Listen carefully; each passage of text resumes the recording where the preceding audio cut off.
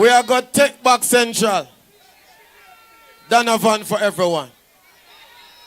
It's a pleasure of mine to introduce the boss that will take charge of South Manchester. Proven performer. Proven performer. Next member of parliament for South Manchester, my boss, Peter Bunting. Peter Bunting. Comrade chairman, comrade leaders, comrade all, comrades all. I was in Falmouth on Friday night. And the Falmouth meeting, never normal. But the Christiana meeting, Turn up the ting, turn up the ting, turn up the ting, turn up. If you want things, we really get. So me now, Falmouth, and I was speaking on security. And I spoke about the mother of all Bandulu, which was the used car scam for the police. All know some of them used car don't deliver. And those who deliver broke down almost as fast as you could have taken them off of the wharf. And the consequences of that was that for almost 2 years, the police were crippled. There was no force multiplier because vehicles are what you call a force multiplier. And that's when we saw the murder rate shoot up in Jamaica when the JLP came to office and the police had no reliable vehicles. And when I talk about that, I said the same Bandulu coming, Comrade Mikhail, with this used school bus system that them bringing in for children. And let me tell you something.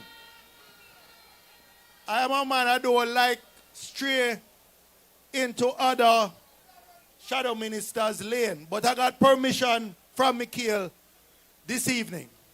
Because I hear that the labor rights and their apologies is like me stir up an ant's nest with the school bus remark.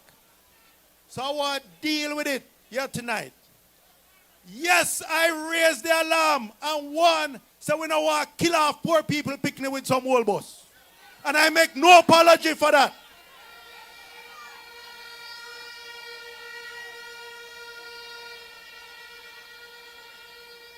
And let me just give you some background. These buses that they're bringing in,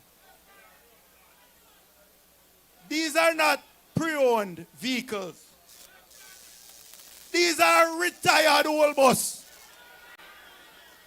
Many are over 10 to 15-year-old with hundreds of thousands of miles on the clock. So when I sound the alarm, me no care what the labor rights say or who they say we are.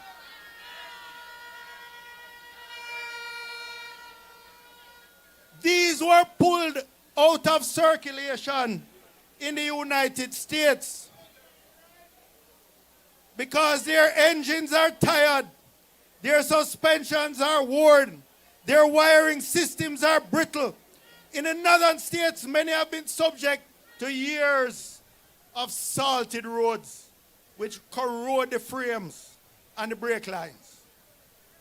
These were pulled out of circulation in the US because they were either not considered safe enough for American children or were too inefficient.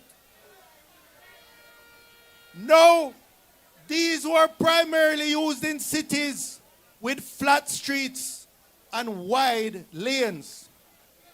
Now imagine you bring those old buses to Manchester, to Trelawney, to the hills of Clarendon, to the hills of St. Elizabeth. These buses were not built for this terrain when they were new, much less when they are 10 and 15 years old with hundreds of thousands of miles.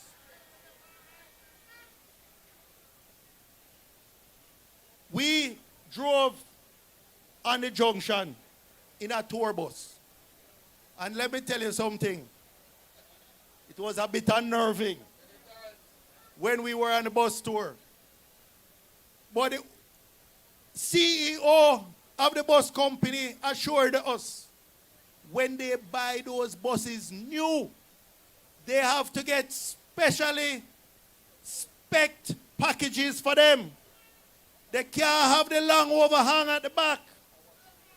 They have the proper transmission system for our hilly terrain. They have auxiliary braking systems, what you call engine brake, where you see the trucks and the coaches that coming down hills use as a backup braking system. We don't know if these school buses have those. But what we know the school buses have is the long overhang. When you go around the corners and the narrow roads, they swing out where you get from that overhang. Who knows what that can do to the poor pedestrians, and we don't have no sidewalk on those roads.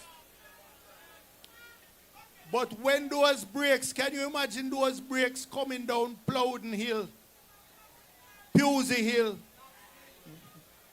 any of them steep hills? When those brakes, there's a phenomenon called brake fade. And let me tell you something, comrades, if that happened. And you know, it's like when God work with you. Because the people in this constituency will understand more than most the risk to our children on school buses. How many catastrophic accidents have we had with homewood children? Val, we tired of going.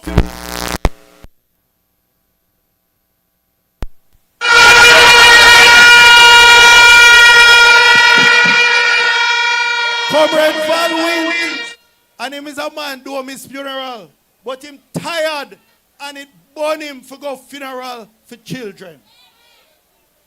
So I am bawling out. I am saying, me no care who want vex. I wouldn't put my child on that whole bus. On these hilly terrains, these pothole roads with hairpin turns in Manchester, St. Elizabeth, Trelawney, all the hilly parishes. We wouldn't do it. And with that long overhang, I can tell you there are places it cannot even go because it's going bottom out. It's going bottom out. It can't go up the entrance to Prattville Primary. Cannot. So, comrades,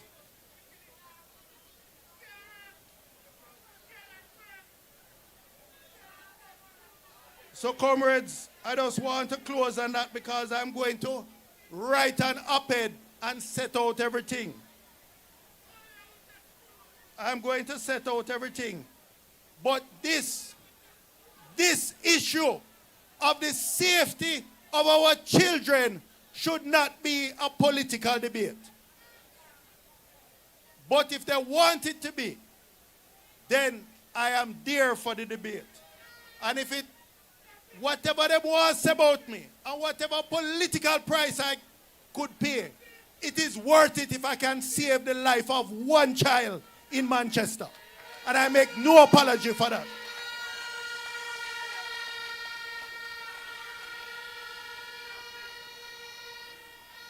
This is an engineer.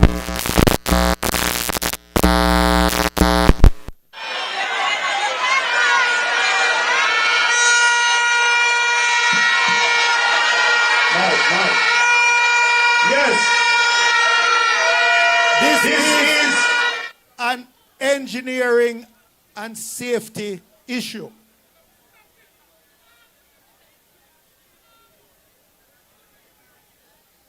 The laws of physics don't care about budget constraints, don't care about political one-upmanship.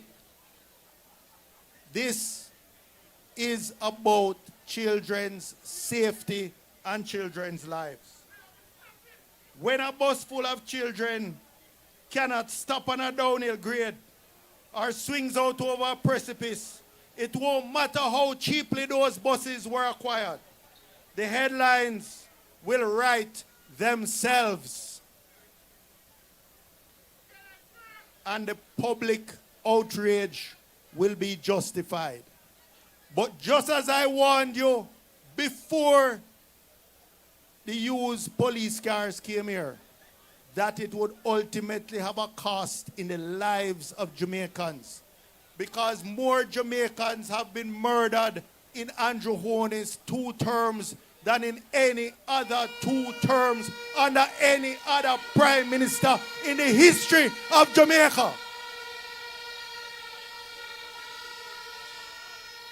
And if they had listened when Peter Bunting warned them about that, 2,500 Jamaicans would be alive today because that's the excess killed because of their stupidity. So I make no apology for it. I am calling out today for a review of that whole system.